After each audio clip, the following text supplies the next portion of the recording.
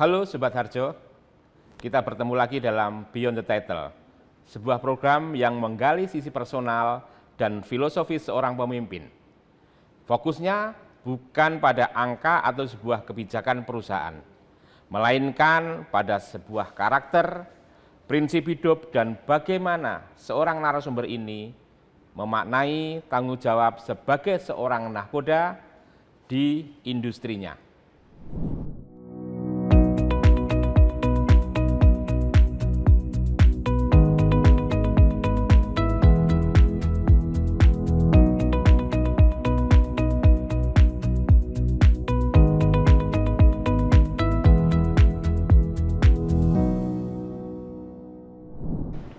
Dan Beyond the Title pada kesempatan hari ini, saya punya narasumber yang top, keren, yaitu Ibu Sulistriana.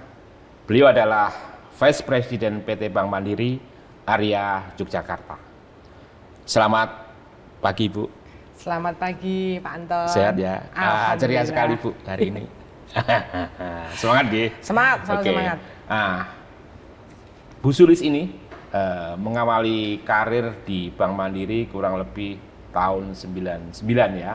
Tapi beliau adalah lulusan Fakultas Hukum Universitas Gadjah Mada dan sempat masuk di dunia pendidikan sebagai seorang akademisi dan pada akhirnya kemudian melenting ke sektor perbankan sudah kurang lebih 25 tahun lebih dan pada akhirnya berlabuh di Yogyakarta ini sebagai Vice President PT Bank Mandiri Area Yogyakarta.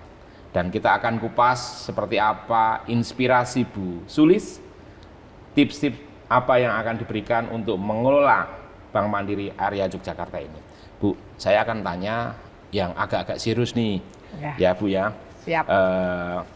Kira-kira dunia perbankan ini kan bisa dikatakan agak-agak mungkin penuh dengan banyak angka, penuh dengan target, dan kemudian bagaimana sisi Ibu menjaga sisi kemanusiaan agar bisa hidup di berbagai tuntutan target yang mungkin bisa dibilang berat-berat, bisa dibilang ringan juga ringan. Monggo. Ya, baik Pak Anton. Berat ya Bu ya? Iya, pertanyaannya berat banget. Tapi Pak, kalau di perbankan itu kebanyakan sih teman-teman bilangnya target itu yang paling berat. Sebenarnya target itu adalah hasil akhir gitu ya Pak. Tetapi pastinya semua perbankan atau semua bankers itu harus menuju ke hasil akhir yaitu angka target. Okay. Nah, apapun akan dilakukan untuk melampaui ataupun menuju ke hasil akhir angka target tersebut. Tetapi tentu proses itu yang paling penting ke sana. Nah, proses untuk mencapai target tersebut itu yang harus kita jaga. Dari sisi apa? Kalau dari sisi tentunya awalnya pasti kita harus saling berkomunikasi dengan baik. Kemudian tidak ada jarak juga ke teman-teman. Nah, hal itu diisi dengan empati, Pak. Empati untuk memahami dan mengerti bagaimana kita semua itu menuju ke hasil akhir, angka target yang akan tertuju. Itu sih Pak, empati kita. Sebagai seorang pemimpin tentu saja harus memberikan contoh ataupun suri teladan kepada tim dan memotivasi. Ya. Bagaimana pandangan Ibu untuk memimpin sebuah area yang bisa dikatakan sangat besar ini dengan kalau nggak salah 37 cabang. Ya. Untuk 37 cabang memang total mandirian ya, istilahnya kita menyampaikannya mandirian. Jadi pegawai mandiri itu mandirian ya. Area Jogja itu ada 900 mandirian yang ada di Jogja, tersebar ke 4 kabupaten dan 1 kota madya. Tentu tidak bisa saya sendirian, tetapi ada beberapa teman, tim yang akan membantu karena kita ini adalah keseluruhan mandirian yang diberikan amanah untuk bisa memberikan hal ataupun angka terbaik untuk di sana. Jadi komunikasi lagi utamanya, kemudian cara kita untuk mendengarkan keluh kesah, mengerti apa yang dilakukan oleh teman-teman di lapangan itu yang bisa menjadi masukan kita sehingga kita bisa bersama-sama memperbaiki langkah ataupun cara kita untuk mencapai tujuan tersebut bareng-bareng sesuai dengan apa yang ada dari teman-teman di lapangan tersebut. Gitu sih Pak. Jadi kita harus mendengarkan, kemudian kita lakukan, dan akhirnya kita mencarikan solusi bersama-sama untuk mencapai tujuan tersebut. Oke, Bu. Ini kan sebagai seorang leader, pemimpin perempuan, kira-kira ada sesuatu yang menantang nggak nih Bu? Atau mungkin trik-triknya sebagai, ya apapun itu adalah sebuah tantangan. Kemudian sebagai seorang perempuan pula. Iyalah Pak, saya ini kan ibu rumah tangga yang bekerja. Jadi saya punya 1 suami, 2 anak tentunya. Nah, tantangannya sebagai seorang perempuan yang bekerja pasti dari sisi keluarga.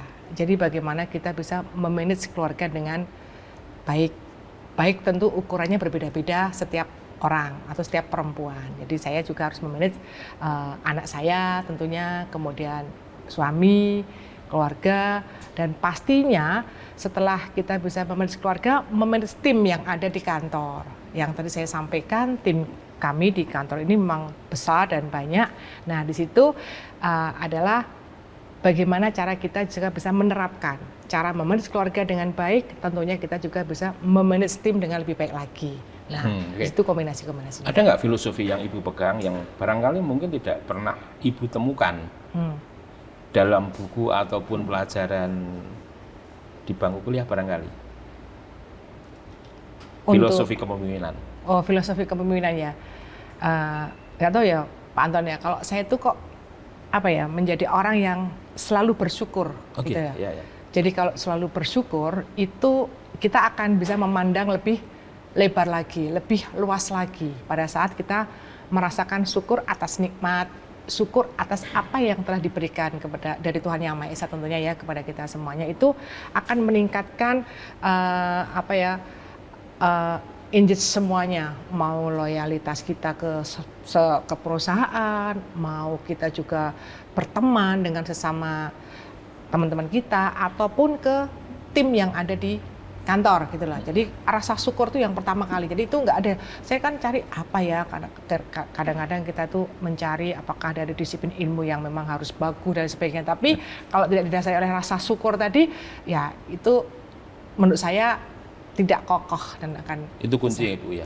Menurut saya, iya. Oke. Nah Bu, mandiri ini kan sebuah nama besar.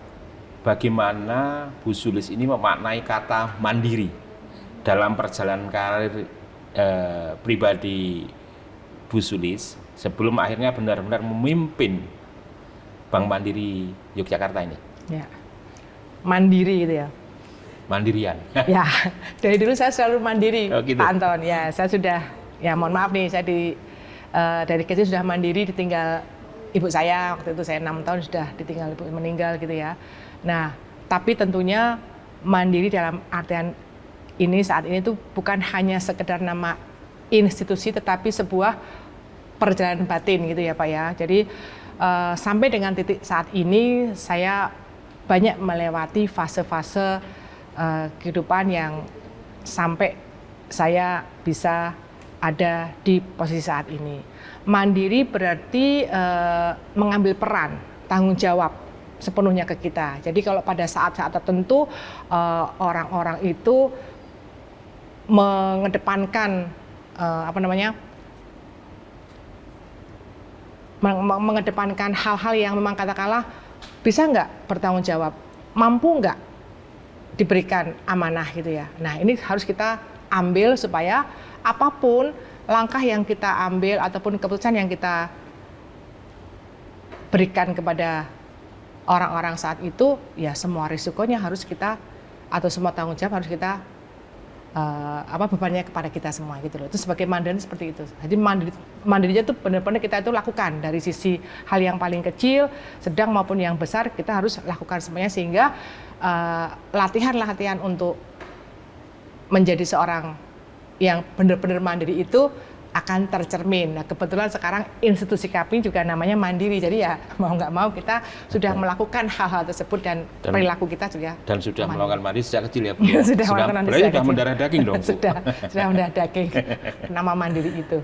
Oke, tadi disebutkan Bu Sulis ya, bahwa di area Yogyakarta ini ada sekitar 7 cabang dan kemudian ada ratusan, 900 kalau nggak 900, salah. ya. Bagaimana Ibu sebagai seorang pemimpin dengan karakter yang tentu saja menghadapi karakter orang yang berbeda-beda. Kemudian sebagai gaya seorang ibu, kemudian sebagai seorang sahabat, ini kan juga ada sedikit irisannya juga.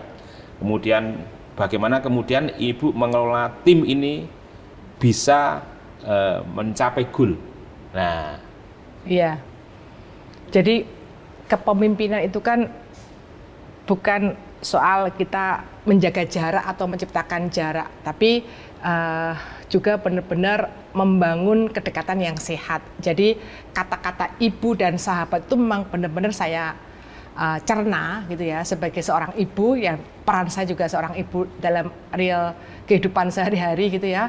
Itu saya dengan tim yang memang tadi saya sampaikan tadi ada 37 cabang, benar-benar memberikan istilahnya mengayomi, memastikan bahwa tim saya ini bisa berkembang.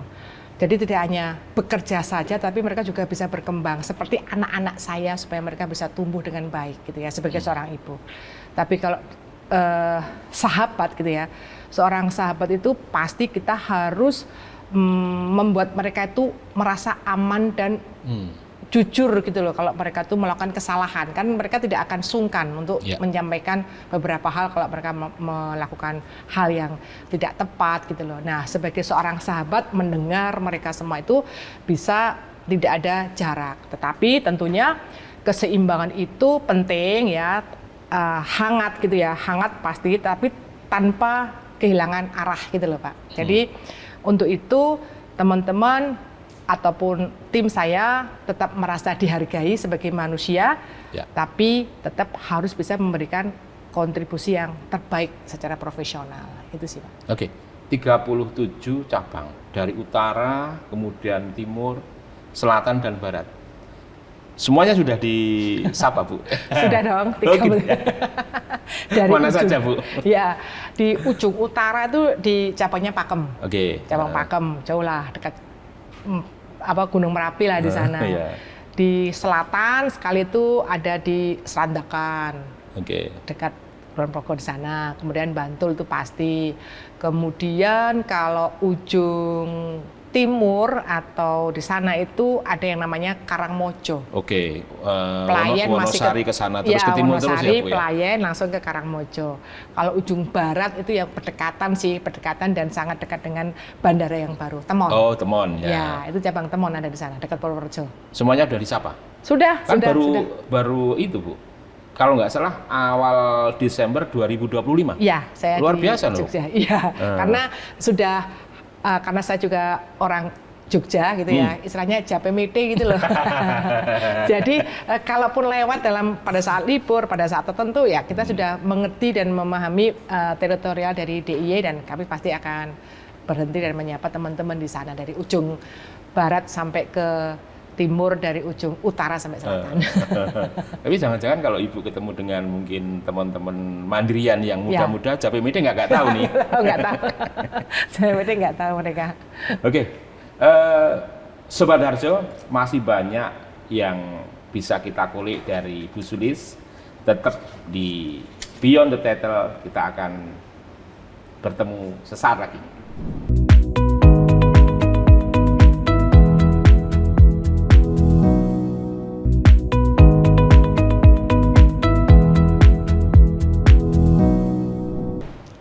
Halo Sobat Harjo, masih dalam Beyond the Title bersama Ibu Sulistiana,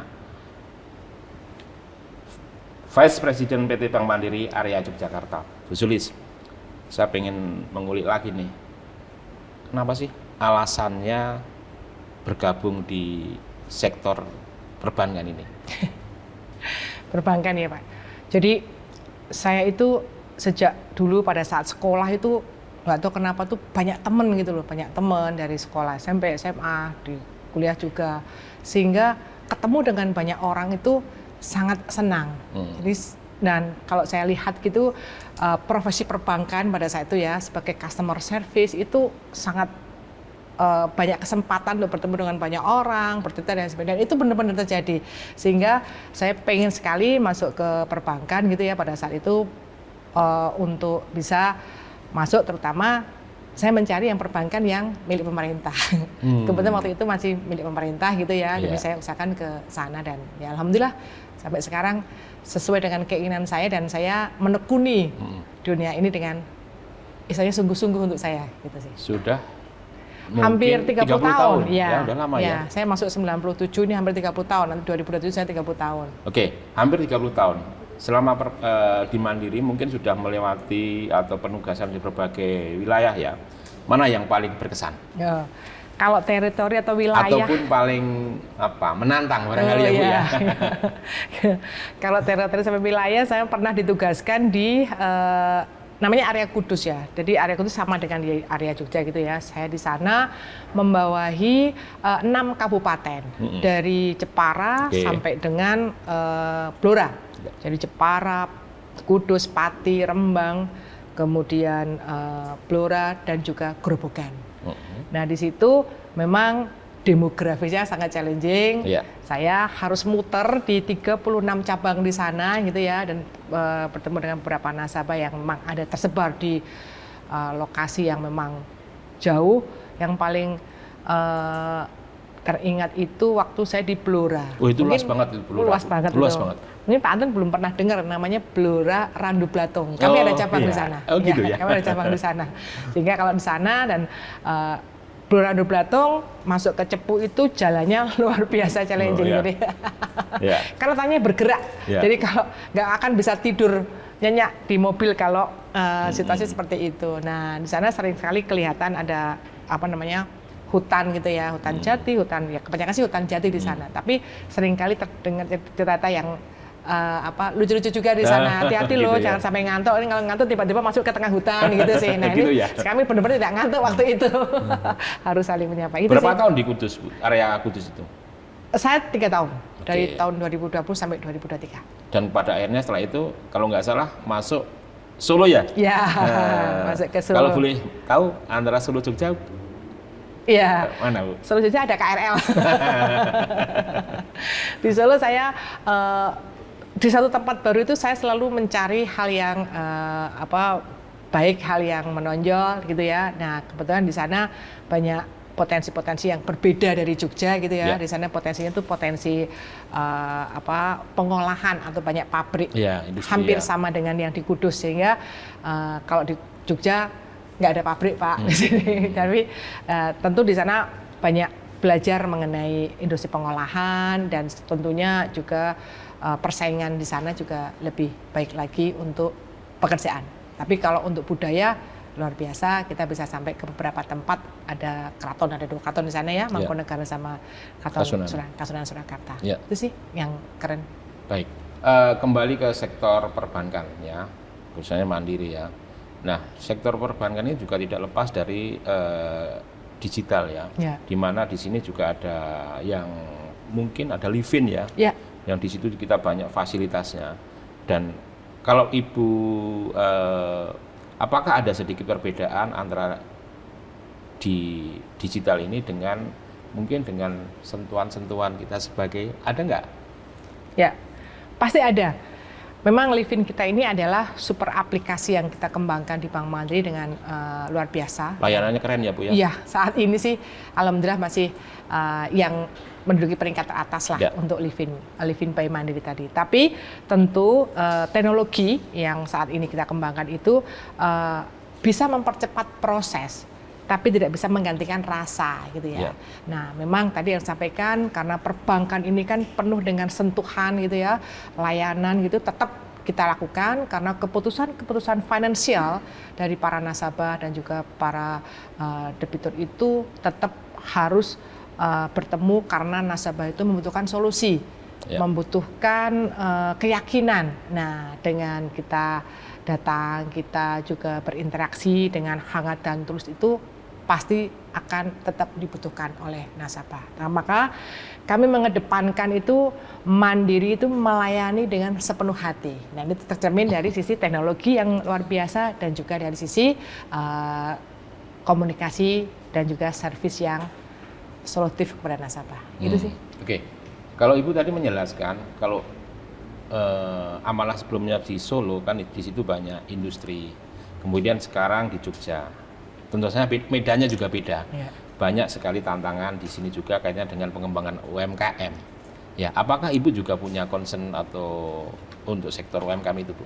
Wah, saya ini banget nih, sangat tertarik dengan sektor UMKM. Pas juga di Jogja ini kekayaannya adalah UMKM. Oh iya, iya. Jadi retail itu yang paling menonjol di Jogja, karena tadi yang saya sebutkan tadi nggak ada pengolahan yang besar ada di Jogja. Ada tapi tidak begitu yang menjadi segmen yang terbesar. Sehingga segmen paling besar yang ada di Jogja itu adalah retail dan juga diwakili dalam hal ini UMKM. Nah untuk itu saya dengan teman-teman Bank Mandiri tentunya di area Jogja benar-benar semangat terus untuk memasukkan UMKM di area Jogja ini dengan memberikan pastinya kredit KUR dan KUM yang selalu diberikan oleh pemerintah juga dan pastinya untuk perbankan. Nah ini yang saya terus-terusan pengen benar-benar bisa bermanfaat kepada teman-teman UMKM yang ada di Jogja, lebih kreatif lagi mereka bisa memberikan tambahan pemasukan bagi mereka selain lebih kreatif lagi dan juga bisa memberikan manfaat yang lebih untuk masyarakat di Jogja ini, khususnya adalah UMKM dan masyarakat retail yang ada di Jogja ini. Oke, soal KUR dijamin mudah ya Bu ya?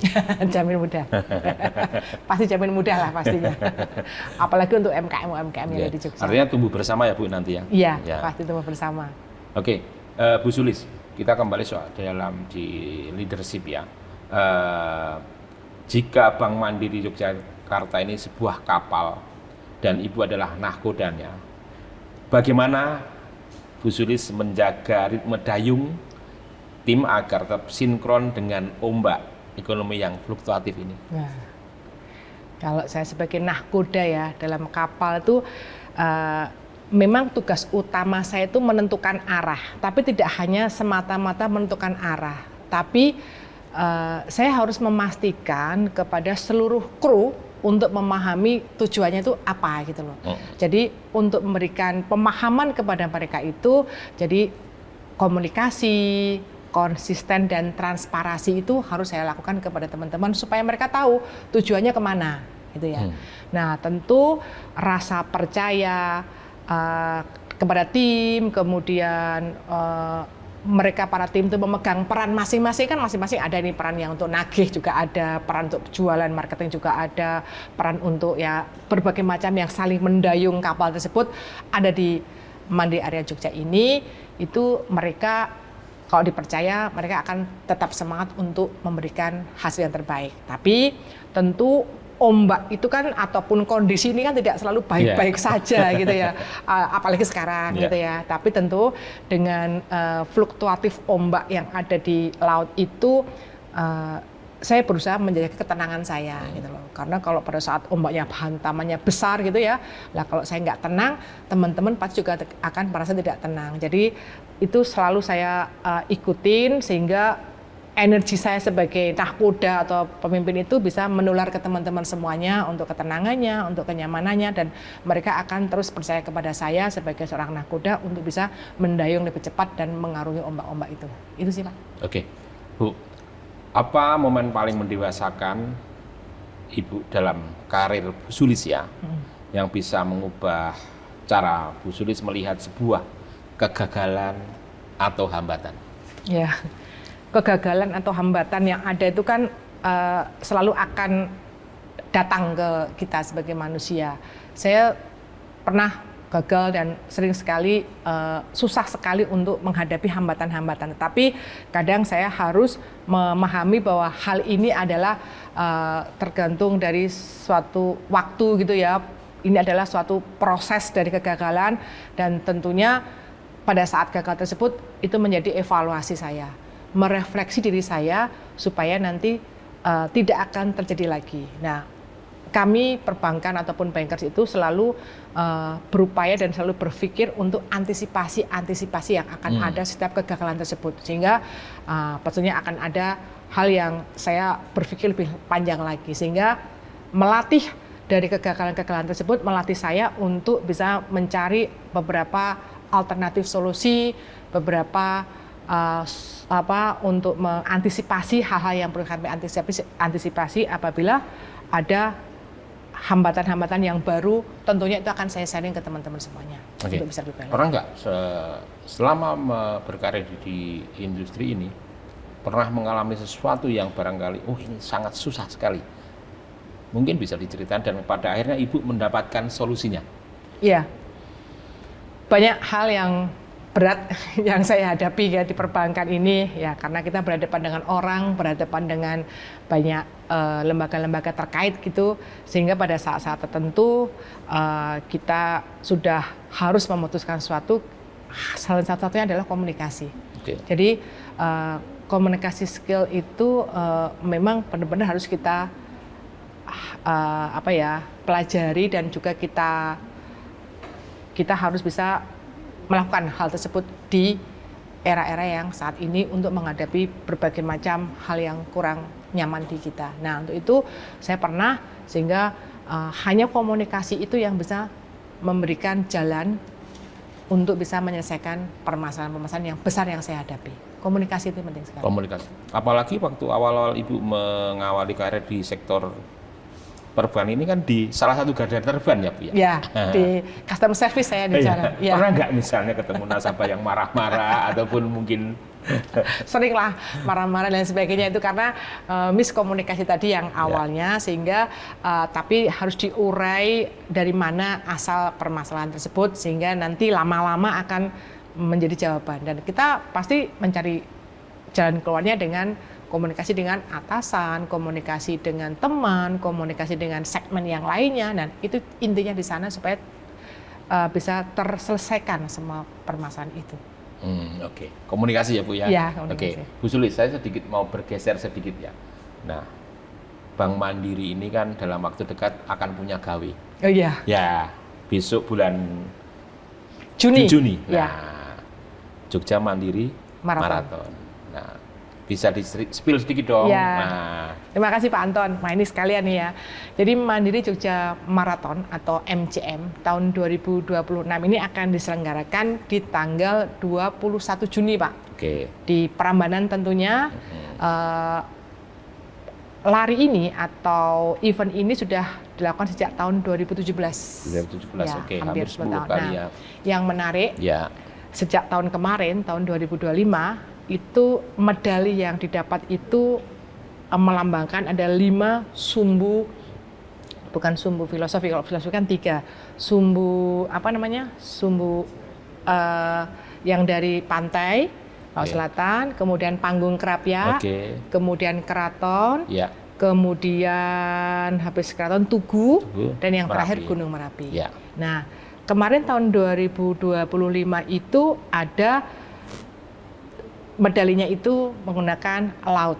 Oke. Nah, saat ini tahun 2026 itu nanti medalinya menggunakan Panggung Krapyak. Oh, gitu nah, kemarin kita udah kick off di Panggung Krapyak untuk nanti akan ada 5. Jadi tahun 2025, 2026, 2027, 2028 sampai 2029 itu nanti akan membentuk pola sumbu filosofi.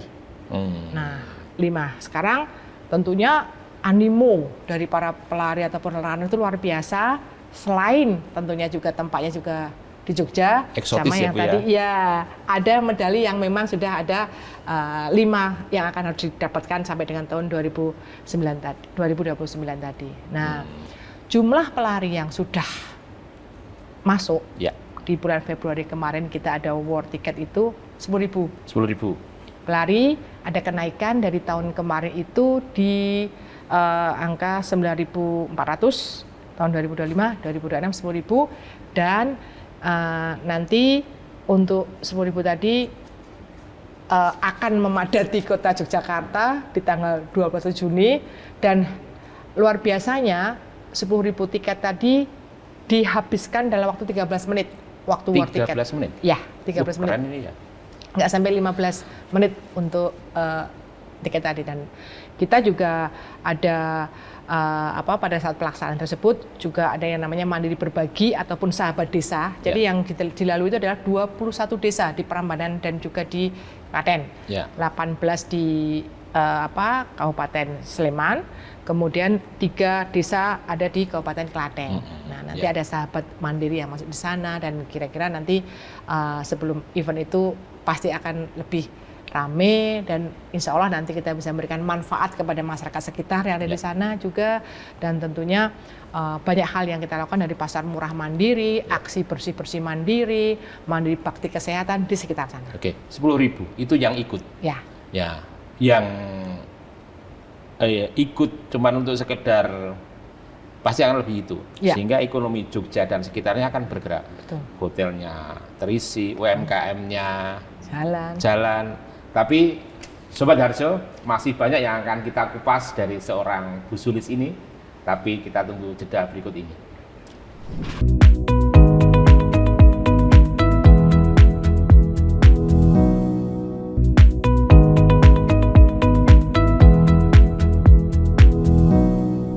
Halo Sobat Harjo, masih dalam Beyond the Title bersama Ibu Sulistiana, Vice President PT Bank Mandiri Area Yogyakarta.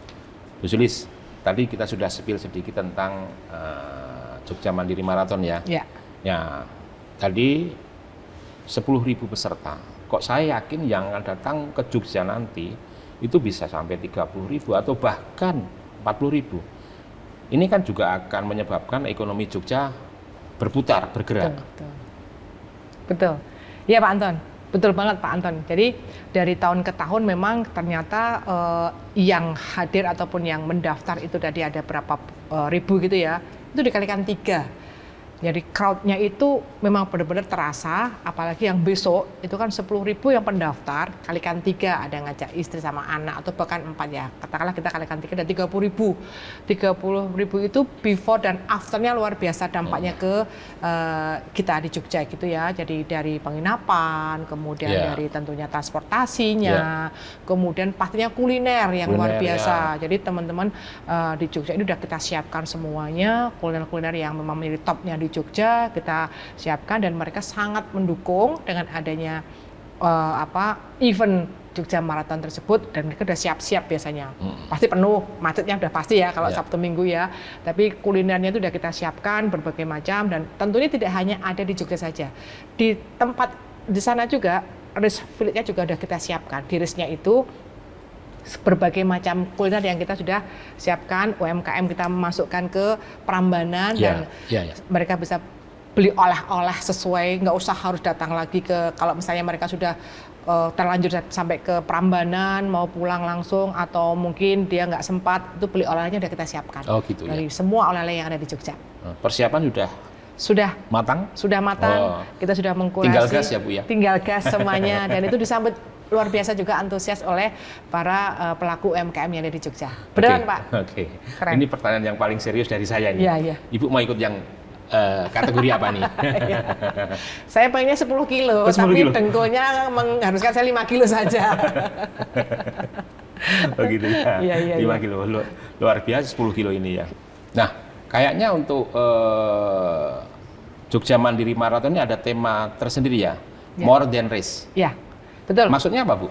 Betul Pak Anton. Jadi itu kan tidak hanya sekedar berlari gitu ya, tapi temanya kita arahnya kalau sekarang ini kan ada yang pelari culture gitu ya. Sekarang ini culture dalam artian tulisannya yang sesuai budaya, kultural gitu ya. Nah, sehingga kita akan mengedepankan seni budaya dalam hal tentunya salah satunya ciring-ciringnya itu Pak yang di sepanjang jalan itu mengedepankan beberapa kesenian-kesenian budaya yang ada di Yogyakarta. Nah, juga tentu pada saat di race village-nya itu atau race village itu pada saat tempat kita berhenti setelah finish itu juga akan kita tampilkan budaya-budaya yang memang kita pelari-pelari itu harus lebih tahu dan mendekat ke budaya-budaya daerah yang ada. Gitu sih. Keren nanti, asik nanti hasilnya. Bu Sulis, saya pengen bertanya yang mungkin lebih ke ranah-ranah pribadi ya. Tadi kita sudah bicara soal leadership, kepemimpinan, dan kemudian sudah ngobrol tentang sektor perbankan dan mandiri dan lain sebagainya. Nah, saya pengen tanya soal bagaimana Ibu ketika melepas jabatan sebagai seorang Vice President PT Bank Mandiri Area Yogyakarta ini, dan kemudian apa aktivitas sederhana yang paling membuat Bu Sulis ini menjadi seorang manusia biasa dalam tanda kutip? Saya tuh seneng dengan kegiatan-kegiatan yang mungkin bagi Pak Anton tuh kurang intelek gitu ya. Ketemu sama orang, misalnya jalan-jalan ke pasar, ngobrol sama ibu-ibu yang jualan jenang mungkin, yang jualan sayur gitu ya. Itu seneng saya. Tadinya dasarnya saya kan suka dengan komunikasi dan ketemu dengan orang. Hal-hal itu tuh selalu menginspirasi saya. Jadi kalau saya punya waktu, besok sudah pensiun atau sudah menjabat lagi di Bank Mandiri, pasti waktu-waktu luang saya akan saya gunakan untuk jalan-jalan ke pasar, ke Beringharjo terutama, begitu dari ya. lantai 1 sampai lantai atas sana. Kemudian kalau siang di weekday ya, bukan weekend, saya itu senang banget menyusuri Jalan Malioboro di waktu siang hari gitu. Kalau dulu kan masih ada banyak pedagang kiri kanan, tapi kan sekarang udah berbeda lagi. Jadi perbedaan apa yang ada, kemudian ada di mana perbedaan itu yang saya selalu akan lakukan. Dan ya hal-hal seperti lagi, setiap pagi pasti saya akan jalan kaki dan olahraga. Oh gitu ya. Oke Bu, kalau Jogja ini kan dikenal dengan kota yang ya agak-agak slow living. Sementara di sektor industri jasa keuangan perbankan ini kan semua harus serba cepat, presisi dan lain sebagainya. Nah, bagaimana Ibu ini menyeimbangkan tuntutan kedua hal ini? Nah, betul, itu pertanyaan yang selalu, dan itu menjadi senjata saya untuk teman-teman semua, karena mandirian yang ditempatkan dan diberikan tugas di Jogja ini kan sudah suatu rezeki, dan menurut saya itu anugerah yang indah. Karena Jogja ini impian dari banyak mandirian di luar sana yang kepengen bertugas di Jogja. Jadi yang saya sampaikan bahwa memang Jogja ini nyaman gitu ya, tenang gitu ya, tapi jangan salah, saya menjadi orang yang akan memecut dan mempercepat kinerja teman-teman semua. Jadi harus seimbang antara kondisi yang memang membuat kita tuh tenang dan nyaman, tetapi kita harus bertanggung jawab untuk melakukan pekerjaan dengan cepat, ritmenya dan speednya harus kita jagain. Itu sih tetap harus saya jalan. Oke, Bu, jika Bu Sulis bertemu dengan mandirian muda, ya, kira-kira apa yang akan dibisikkan oleh seorang Sulistiani kepada mandirian muda ini? Mandirian muda ya, saya selalu menyampaikan benar-benar harus bekerja dengan keras gitu ya. Tidak ada pekerjaan yang mudah, even itu ada di Mandiri ataupun tempat lainnya. Tapi di Mandiri ini, teman-teman untuk mandirian muda, kalau benar-benar bekerja dengan tekun, jujur, penuh dengan integritas, maka pasti akan menjadi orang-orang pilihan yang akan dijadikan pemimpin di Bank Mandiri. Oke. Bu Sulis, sebenarnya hobinya Ibu apa sih? Apa ya, makan. Olahraga saya senang. Olahraga. Oke, saya pilih. Basket atau lari? Basket. Kenapa, Bu? Saya tuh tadi, kalau lari kan sendirian gitu ya. Kalau basket itu komunitasnya tuh ada, sehingga kita bisa saling teriak, kita bisa saling lempar bola itu, dan mempunyai komunikasi yang lebih dengan permainan tersebut. Kolektivitas. Iya. Oke. Basket atau nyepeda? Goes. Saat ini sih sepeda, karena dengkul saya udah mulai lemah gitu. Ngomong soal basket, jangan-jangan Ibu mungkin dulu waktu SMA atau kuliah menjadi tim basket? Ya betul, SMA sama kuliah saya masuk tim basket. Lumayan sih, udah pergi kemana-mana, tapi tetap walaupun saya jadi tim inti, masuk ke camat, Pak. Cadangan mati. Baru benar saya cadangan mati. Oke Bu, tadi sudah soal olahraga, sekarang soal makanan. Bakmi Jawa atau soto? Soto. Kenapa, Bu? Nggak tahu kenapa saya tuh suka yang berkuah tapi mungkin agak bening gitu ya. Bakmi Jawa kan ada berkuahnya juga tapi kental gitu. Nah, kalau saya tuh berkuah yang bening, jadi kayak soto, sop gitu ya. Oke, saya kasih tantangan lagi. Ya. Ini mungkin agak sulit pilih. Soto atau tengkleng? Nah ini susah ya. Tengklengnya yang mana dulu? Tengkleng Solo. Tengkleng Solo itu saya milih tengkleng. Soalnya kuahnya bening juga di sana. Ya. Oke Bu. sebagai seorang pemimpin, waktu adalah aset yang paling mahal. Ya, siapa yang paling sering Ibu banyak hutang waktunya Ya. ketika menjabat ini? Sebelum menjabat ataupun sebagai pekerja atau Ya. pegawai bank itu memang waktu luar biasa, kita pasti akan terkuras karena saya nggak tahu kalau bekerja itu memang fokus dan juga selalu berusaha untuk selalu tanggung jawab, sehingga pasti ada yang dikorbankan. Salah satunya keluarga, anak-anak saya terutama. Jadi sejak kecil pasti saya tinggal dari Senin sampai Jumat gitu ya. Sabtu Minggu kadang-kadang ada kegiatan, tapi kadang-kadang juga bisa saya berikan ke anak-anak dan juga pastinya suami.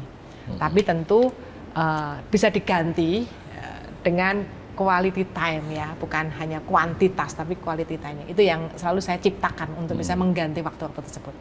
Oke. Bu, ini juga pertanyaan yang agak-agak sulit juga nih. Kapan terakhir kali seorang Sulistiana ini menjadi sangat rapuh sebagai manusia, dan apa yang membuat Ibu bangkit kembali keesokan harinya? Rapuh ya sebagai manusia itu, saya tuh dari dalam hati atau dalam diri saya itu kalau melihat orang itu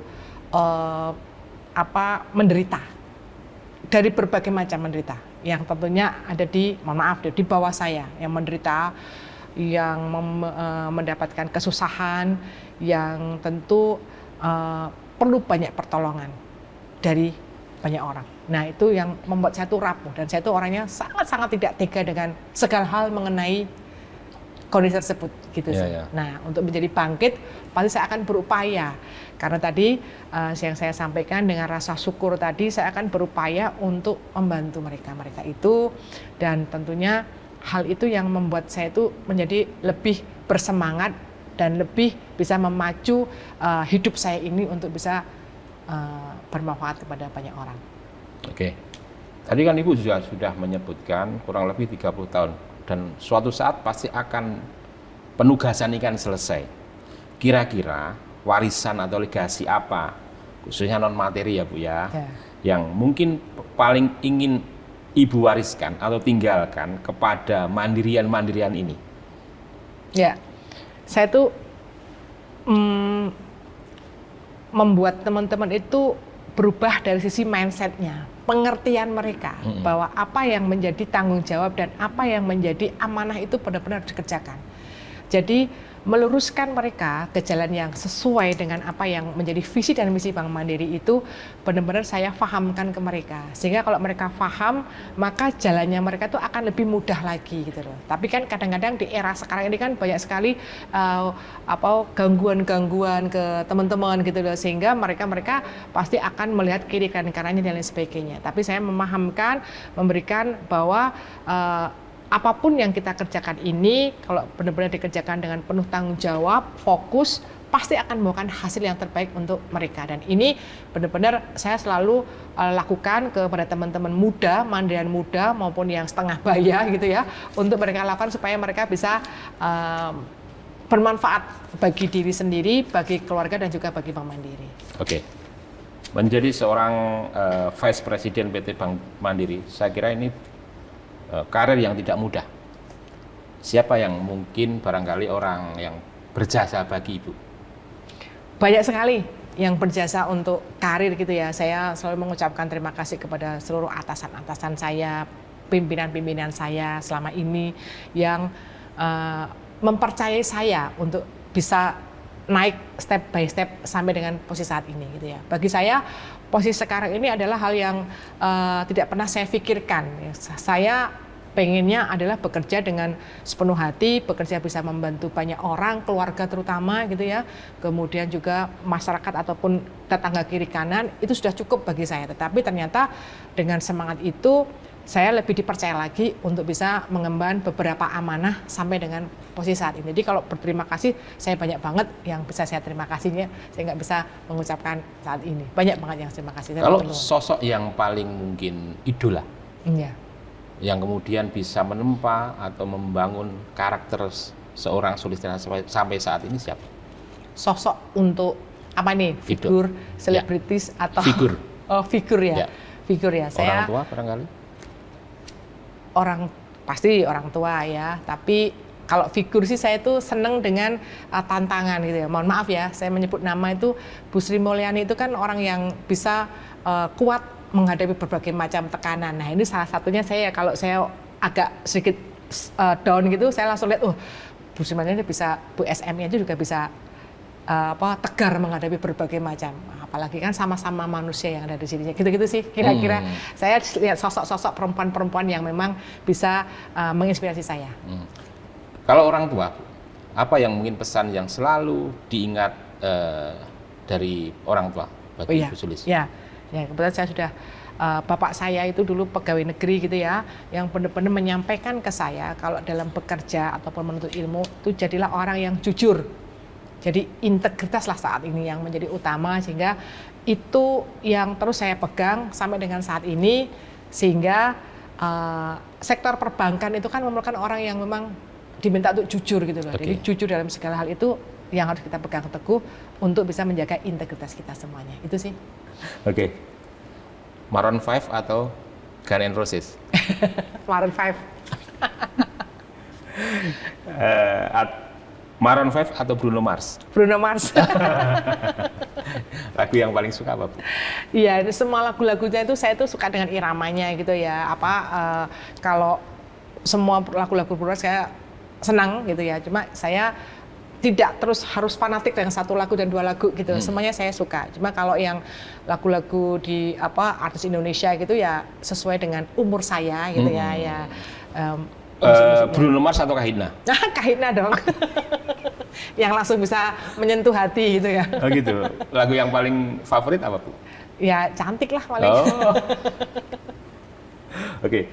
Bu Sulis, ada 2 pertanyaan terakhir dari saya. Ya. Sebutkan 3 kata untuk mewakili sosok Sulistiana ini. 3 kata. Tegas. Oke. Ceria. Yang terakhir? Apa ya? Jujur. Integritas ya. Oke. Yang terakhir ya, Bu ya. Closing statement untuk pertemuan ini apa? Atau quote of the day? Quote of the day.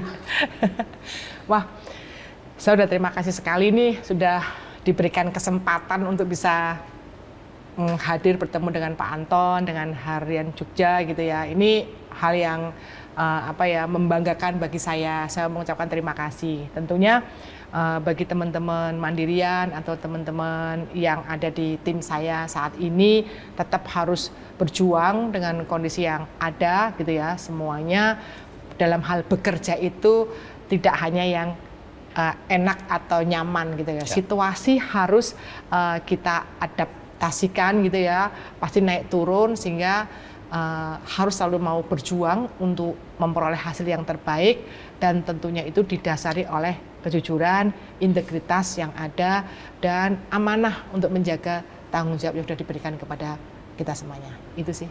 Oke. Integritas dan amanah menjadi closing statement pada Beyond the Title pada kesempatan ini. Terima kasih Bu Sulis atas omon-omonnya. Terima kasih juga atas inspirasinya. Mungkin barangkali kita bisa lanjut dalam episode Beyond the Title yang lainnya.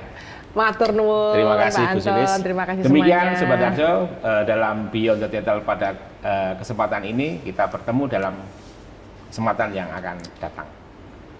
Oh, satu lagi sebelum saya punya sesuatu untuk Bu Sulis. Ya. Apa boleh? itu? Nah, mohon bisa dibuka. Ya, ini rahasia. Ya. Saya buka ya Pak, boleh izin dibuka, ya. ya. Ya, saya buka. Wah, pas ini. Pasti cocok banget ini Pak. Terima kasih Harian Jogja. Matur nuwun. Keren. Matur nuwun. Ya. Terima kasih ya Pak. Saya juga punya sedikit karena tadi kan menyinggung-nyinggung masalah digital dan living gitu ya. Jadi Bapak ini ada sedikit sebentar. Nah, ya. Nah, ini ada e-money dari Bank Mandiri dengan kuda sesuai dengan sionya Pak. Tahun ini ada sio kuda. Oh. Ini edisi khusus untuk e-money, jadi kartu digital. Ya, mohon diterima. Terima kasih.